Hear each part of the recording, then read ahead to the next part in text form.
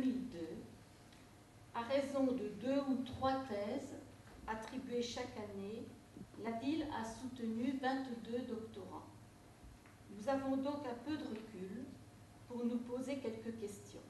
Je pense cette manifestation comme étant exemplaire, dans la mesure où les relations entre la ville et l'université sont saines.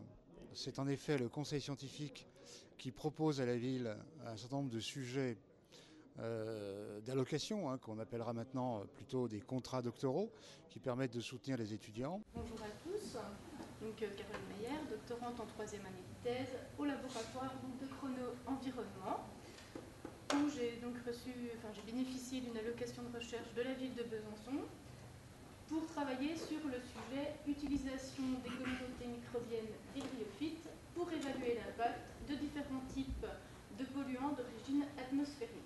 La recherche est quelque chose de capital dans une université. Nous tenons à maintenir et même à faire amplifier, si on le peut, notre soutien à l'université.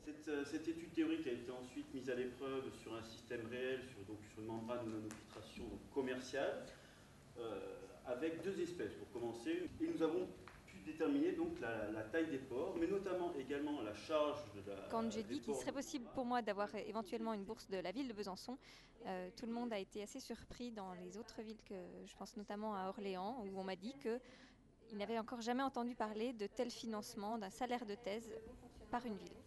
Lorsque cette balance est déséquilibrée et que la mort des cellules est trop importante, il peut survenir des maladies de type neurodégénérescence. J'ai comparé nos sources utilisées avec 2 sources que tout le monde connaît. Donc le soleil, c'est des milliards de watts. Et puis une lampe à filament, c'est une centaine de watts. Et nous, on va travailler avec des sources qui sont de l'ordre de 1 millionième de watts, donc très faibles. Et ça, ces intensités sont tellement faibles que l'œil n'est pas sensible. Donc pourquoi explorer le passé? Donc actuellement, on cherche toujours à comprendre les mécanismes et les conséquences de ce réchauffement climatique. On ne sait toujours pas exactement comment l'homme et depuis quand il a impacté sur son milieu. On sait qu'il y a des variations climatiques importantes au cours de l'histoire de la Terre, mais là encore, on a toujours des incertitudes quant aux réactions du milieu de l'environnement face à ces variations climatiques. Pour autant, Besançon a une longue histoire industrielle, elle s'est qualifiée longtemps de ville horlogère, et aujourd'hui, elle se qualifie de ville des microtechniques, ce qui nous montre qu'elle continue à associer son destin à son histoire industrielle.